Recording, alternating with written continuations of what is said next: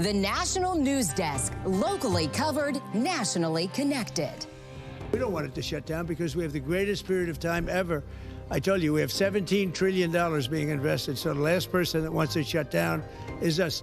The countdown to shutdown approaching zero. What Senate Republicans are doing to keep funding open as the blame game in Washington picks up steam. No more identity months, DEI offices, dudes in dresses.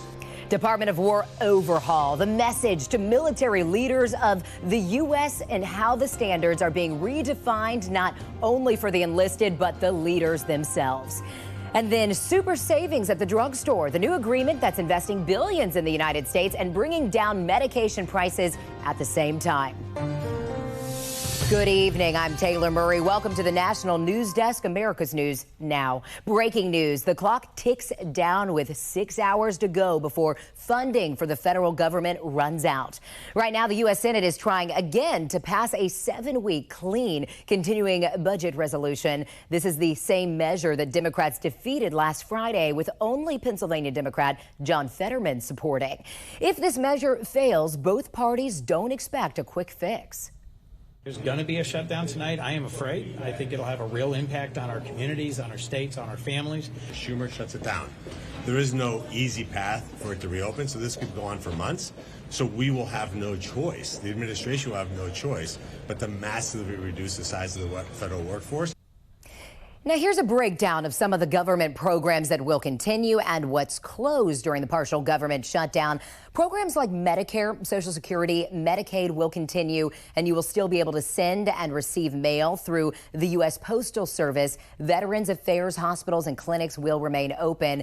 However, many national parks and museums will shut their doors. Flights might be delayed because of staffing shortages. Some government programs, including SNAP, also known as food stamps, could also eventually run out. And federal employees deemed non-essential will be furloughed until the government reopens. Other federal employees will continue working without pay. This is, of course, if the government shutdown does, in fact, happen. The clock is still ticking in the final hours, though, for that decision.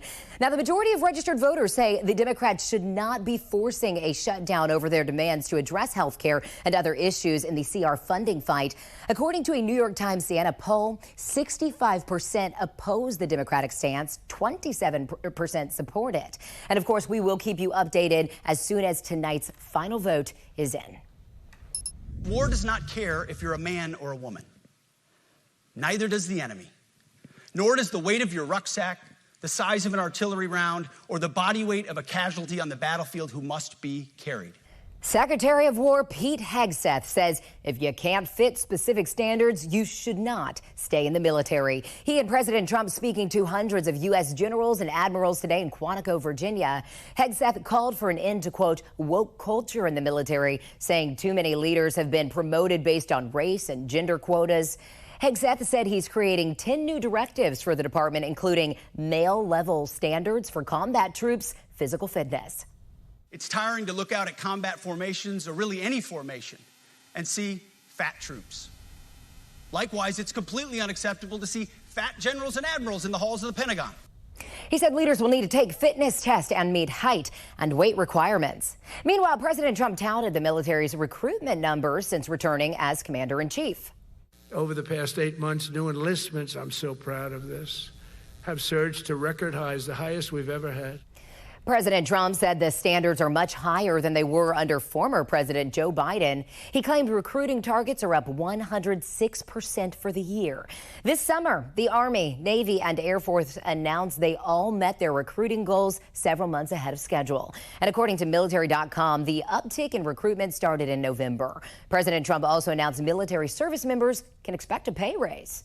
We'll deliver a hard-earned pay raise of 3.8% to every soldier, sailor, airman, Coast Guardsmen, Space Guardmen, and Marines. The raise is included in an annual package for fiscal year 2026 that has advanced to the Senate for consideration. Trump is pledging to refocus the military to assist domestic law enforcement. This, of course, comes as active duty service members may have to serve without pay due to a potential government shutdown. President Trump also addressing the need for military troops to be sent to cities across the country in name of safety and security. In his speech today, President Trump defended his decision to send federal troops to cities run by Democrats as state leaders are rushing to get the courts to intervene. Here's national correspondent Christine Frizzell. For days, this has been the scene outside the Broadview ICE processing facility near Chicago. Local leaders say they've received word at least 100 military troops are preparing to deploy there to protect ICE personnel and facilities. You'll be arrested for impeding. Greg Bovino with U.S. Customs and Border Protection has been leading the effort here, following a similar role in Los Angeles. As Illinois Governor J.B. Pritzker says, federal agents are harassing residents and tourists simply for not being white. They're not targeting violent criminals or gang members. They're arresting tamale vendors and delivery men and shaking down families. From Chicago to Memphis, Tennessee, where troops are expected to arrive this week, and also Portland, Oregon, where a lawsuit has just been filed. As Americans, we do not believe that we should be using U.S. military forces on our streets in America. But President Trump has called Portland a war zone, insisting the use of military troops in cities, all run by Democrats, is about cracking down on crime and illegal immigration, and also keeping federal agents safe. I told Pete we should use some of these dangerous cities as training grounds for our military. The president, in a speech to U.S. military leaders, citing Chicago's recent homicides. Last week they had 11 people murdered, 44 people shot. The week before that, they had 5 people murdered, 28 people shot. Local leaders call the action illegal and a rejection of the Constitution. There is no one in the city of Chicago or cities across America that are calling for the militarized occupation of our cities. This is not about safety. This is not about immigration. This is about fomenting chaos and terrorizing the people of Chicago and cities across America. Now, Louisiana's Republican governor has just requested a troop deployment to New Orleans and other cities in his state where he says there are shortages in law enforcement. Many of those cities, by the way, have far higher violent crime rates than where military troops have already been deployed. Taylor? And Christine, so many other cities and state leaders are saying what the Trump administration is doing illegal. So remind us where things are with those lawsuits. So yeah, earlier this month, a federal judge in California ruled that sending National Guard troops there was illegal, citing the Posse Comitatus Act that restricts the use of military forces for domestic law enforcement. But President Trump has appealed that ruling and does appear to have some legal standing when it comes to sending the military to protect federal buildings and federal troops. This is yet another decision that the Supreme Court may have the last word on. In Washington, D.C., Christine Frizzell, thank you. In Oklahoma, at least 130 illegal migrants have been taken into custody in the newly announced Operation Guardian Sweep. In partnership with Immigration and Customs Enforcement agents, Oklahoma Highway Patrol is taking action along the I-40 corridor, cracking down on commercial truck drivers with licenses issued by sanctuary states. And Governor Kevin Stitt posted online an example of who is being apprehended. Here's an actual license seized, and it was issued by the state of New York. The driver's name is literally no name given. Governor Stitt says if other states issue licenses like this one, as soon as those drivers pass into Oklahoma, quote, they'll answer to our laws. A second detainee has died following that shooting last week at the ICE facility in Dallas, Texas. The family of 32-year-old Miguel Angel Garcia Hernandez say he passed after he was removed from life support. The Mexican national was one of 3 detainees shot in the attack. No ICE personnel were wounded in that attack, and the suspected shooter died by a self-inflicted gunshot. Officials say the suspect hated the U.S. government and wanted to incite terror. The United States is deporting 120 Iranians back to their country following a deal between the two countries, according to officials. An Iranian official said most of them came to the U.S. illegally through Mexico. The White House said the administration is committed to deporting illegal aliens. A few hundred more Iranians are expected to be removed as well over the coming months. Well, the Des Moines school's superintendent, who's in ICE custody, is resigning. This is according to his lawyer. ICE agents detained the Guyana native last week, saying he was here illegally. An Iowa board took away his license. And the school board put Roberts on unpaid leave and planned to fire him if he could not provide proper documents. Roberts' attorney said he opted to resign to avoid distracting the board members and teachers.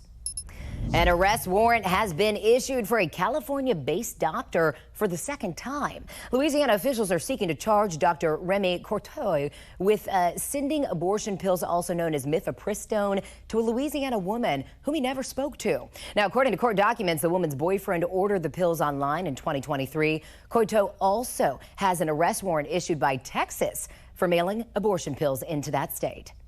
Last week, HHS Secretary Robert F. Kennedy Jr. says the FDA will review the overall safety of mifepristone. Now, the Abortion Coalition of Telemedicine says the pill is safe and essential for women's health care. New details out of Tennessee tonight in the case of that accused nurse imposter. Court records show Marissa Jean Denton had been practicing in Tennessee without ever holding a state nursing license. Denton was charged with impersonating a nurse at 2 different medical facilities, accused of stealing sedatives from patients. Denton's bond is set at $75,000, but the district attorney's office has filed a motion asking the court to raise it. Looking ahead, a Texas federal court will hear first arguments tomorrow in a lawsuit challenging the new Texas congressional maps brought by the National Redistricting Foundation. Let's be clear. There was no new census data, no court ruling, and no sound legal reasoning that required Texas to redraw its map. The executive director of NRF claims the map is likely an unconstitutional gerrymander and intentionally dilutes minority votes. The NRF is asking a panel of federal judges for a preliminary injunction to block that map from being used in the 2026 midterms. But Texas Governor Greg Abbott signed the map into law last month, arguing it improves fairness. Prosecutors in Sean Diddy Combs' case are seeking a sentence of more than 11 years in a pre-sentence submission. Those prosecutors say Combs' crimes of conviction have warranted sentences of over a decade, citing violence and an accuser's fear. Now, in July, Combs was convicted on 2 prostitution-related charges, carrying a maximum of 10 years each. Sentencing is set for October 3rd. Coming up, a major step towards putting an end to childhood cancer announced today by the president. Then 2 hurricanes are approaching in the Atlantic, the impact they'll have on the United States this week. Plus, the extra security measures in place tonight at a Utah university that's hosting a Turning Point USA event. Stay with us. We'll be right back.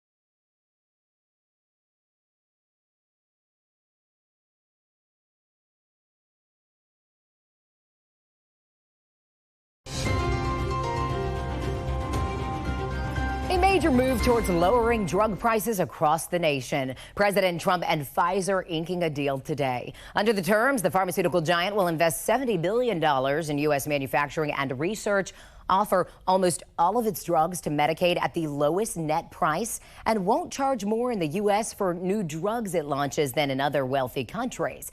The White House will also unveil a new website dubbed Trump RX to allow direct-to-consumer sales of medications at discounted rates.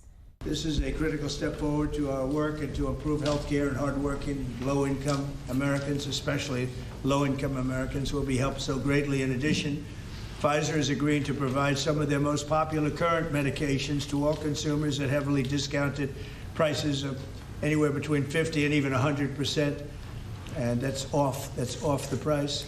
President Trump said he expects more companies to follow Pfizer's lead and announce deals in the coming weeks. Meanwhile, Trump's deadline for pharmaceutical companies to move their manufacturing operations to the U.S. or face a 100% tariff is tomorrow. Also from the White House today, a big step towards ending childhood cancer. President Trump signing an executive order in the Oval Office to harnessing AI to supercharge research, speeding up cures for pediatric cancer. We've made tremendous strides in cancer research, far more than anyone has done. And we have the greatest minds, the greatest people working on it. And childhood, they call it childhood cancer. It's a very specific thing. And we've really made a lot of progress. The Department of Health and Human Services will be doubling its funding to improving diagnostics, treatments, and prevention strategies for childhood cancer at the National Cancer Institute. Americans are getting more worried about their ability to find a new job in the current economy. That's according to a new report from the Conference Board. It shows consumer confidence fell from 97.8 to 94.2 this month. This decline in optimism was fueled by fears about job availability, along with people's views of business conditions. And new reports show the American dream isn't what it used to be. Home ownership, stability, and that white picket fence are now out of reach for more and more families. The National News Desk, Angela Brown, has more. The classic rigid American dream, a house, kids, white picket fence. Is that definition slipping away? I don't think that is as achievable as it used to be. I think it is far from it. And Stephen Cates should know. He's a financial analyst for Bankrate. Their new survey found that 1 in 6 would-be home buyers have already given up. The two biggest impediments that we saw from people was that they couldn't find something that they liked in their area. They couldn't find something they could afford in their area. And in their area is the most important part of that. Housing is just one piece of the puzzle. A separate report from Investopedia says it costs $5 million over a lifetime to pay for a home, retirement, kids, a wedding, new cars, health care, owning pets. Dr. Jared Pension from Cedarville University says reevaluate how we define the American dream. Is the American dream about the outcome, or is it about the process? So is it about, do you have the opportunity to move ahead? Right, the question of, are you better than your parents? But many are not feeling hopeful. A 2025 Pew survey found a median of 57% across countries believe today's children will be worse off than their parents, while only 34% think kids will be better off. In Washington, D.C., I'm Angela Brown. Bermuda is bracing for severe weather as hurricanes Imelda and Humberto approach in the western Atlantic. A hurricane warning is in effect for the island. The National Hurricane Center says Humberto will brush by Bermuda today and tomorrow morning. And forecasters warn Imelda will then pass near or over the island by tomorrow, bringing damaging winds, heavy rainfall, and potential flash flooding. Now, the hurricanes are also expected to produce dangerous rip currents and ocean conditions along much of the East Coast over the next several days. Earlier today, 5 unoccupied homes along North Carolina's Outer Banks actually collapsed already from the powerful waves this afternoon. Look at that. Well, President Donald Trump says Hamas has 3 or 4 days to agree to that proposal laid out yesterday at the Oval Office that would end 2 years of war in the Middle East. But he also says that if they do not agree, it will be a sad end in Gaza. We got it, I think, settled. We'll see. Hamas has to agree. And if they don't, it's going to be very tough on them, but it is what it is. Hamas officials say they are reviewing the president's peace plan within their leadership and other Palestinian factions before responding. CBS reports Hamas plans to answer as early as tomorrow. The proposal would have Hamas effectively surrender and disarm. All hostages would be released, both alive and dead. In return, the fighting would end and residents of Gaza would get humanitarian aid and the promise to rebuild. President Trump says if there is no deal, Israel has the green light to finish the war on their terms. Now, meanwhile, President Trump was also asked today on his ongoing military action on drug cartels in international waters, as well as inside Venezuela itself. The president says we will have to wait and see how things develop. Venezuela has been very dangerous with drugs and with other things, and they've been very, very dangerous. So we'll see what happens with Venezuela. So we hit a number of boats. You probably saw that. And since we did that, we have absolutely no drugs coming into our country via water because it was lethal. And now we'll look at cartels. We're going to look very seriously at cartels coming by land. Yesterday, Venezuelan President Nicolas Maduro says he is ready to declare a national state of emergency. Now, there are contradicting reports that Maduro has already given himself special powers to act in matters of defense against what he calls American aggression. We have reporters all across the country in your neighborhoods covering issues that matter to you. We are taking the pulse of America, and we start in Virginia, where a university's helmet lab is now internationally recognized for its helmet safety ratings. The hits just keep on coming at Virginia Tech's helmet lab. Initially, we were studying head impacts in football players, and through that process, we learned a lot about helmets. Started testing them, and the helmet lab was born. How many helmets would you say have been tested over since 2006? Thousands and thousands of helmets, for sure. They're measuring how well each helmet absorbs the energy from any given hit so your head doesn't. And that's especially important for your kids. According to the CDC, about 7 out of every 10 ER visits for sports or recreation-related traumatic brain injuries and concussions are among children ages 17 and under. Here in Washington, D.C., some students are getting paid $50 a week to go to school. The Digital Pioneers Academy pilot program, in partnership with Rooted School Foundation, provides $50 per week for 40 weeks. The 40 students will then be chosen in a lottery next month, and only seniors have the ability to enter that lottery. A lot of folks think, oh, kids are just, it's not a lot of money, or kids are just gonna waste it. And what they saw was that actually kids became more thoughtful about how they spent their resources. The program uses philanthropic money, not taxpayer dollars. The pilot program lasts until the end of the school year, and the findings will be reviewed by researchers at the Center for Guaranteed Income Research at the University of Pennsylvania. Kerry Williams is thankful to be here today. Literally, he's meeting the firefighters who saved his life after he collapsed playing pickleball back in July. It didn't matter how old I was, who I was, they were there.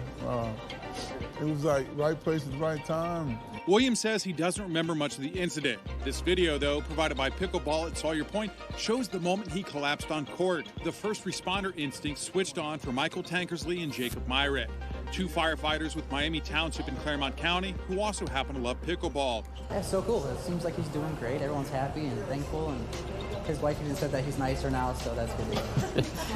Yeah, it was amazing to meet Kerry in person on good terms, good conditions, and see the good work, like Kerry said, that God was able to help us provide for him.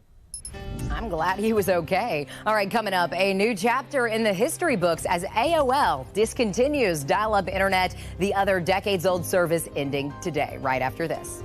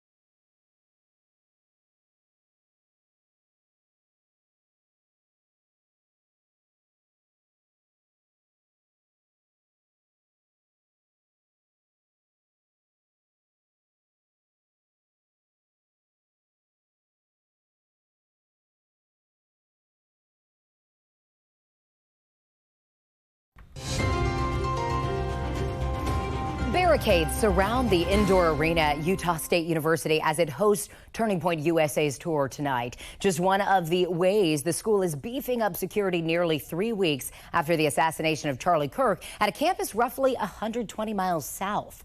Alex Clark will host, joined by a panel of speakers, including Utah political leaders Senator Mike Lee and Governor Spencer Cox. Similar to sporting events on campus, attendees will be required to go through metal detectors. Small backpacks and purses will be searched by security, and there will be no re-entry if an attendee leaves the venue. And tonight, a final send-off and sign-off for AOL's dial-up internet service. Wow. Starting today, the plan is no longer included on AOL's platform. The service, created in the early 1990s, defined the golden age internet era with that signature login tone and that "you've got mail" message. I know we all remember it. At its height, AOL had more than 20 million customers. According to 2023 data, about 160,000 actually still use the dial-up service 2 years ago. And starting today, the federal government will stop issuing paper checks. The Treasury Department will stop mailing checks for tax refunds and programs like Social Security. It's part of an executive order to modernize payments and prevent fraud and decrease costs and delays. Recipients must sign up for an alternative payment method or request an exemption from the Treasury. Coming up, why President Trump's future presidential library is a step closer to finding its home, right after this.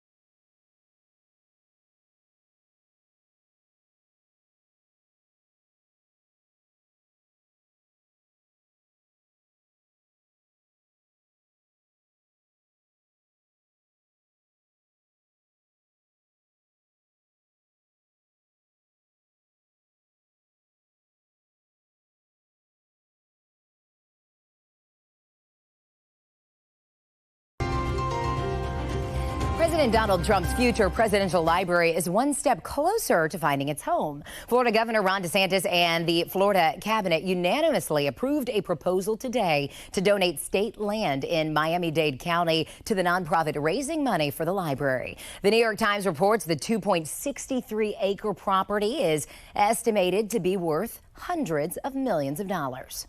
And that does it for this edition of the National News Desk. Of course, join us again tonight for the latest updates on Congress as the shutdown deadline approaches. We have team coverage. I'm Taylor Murray. Thanks for watching.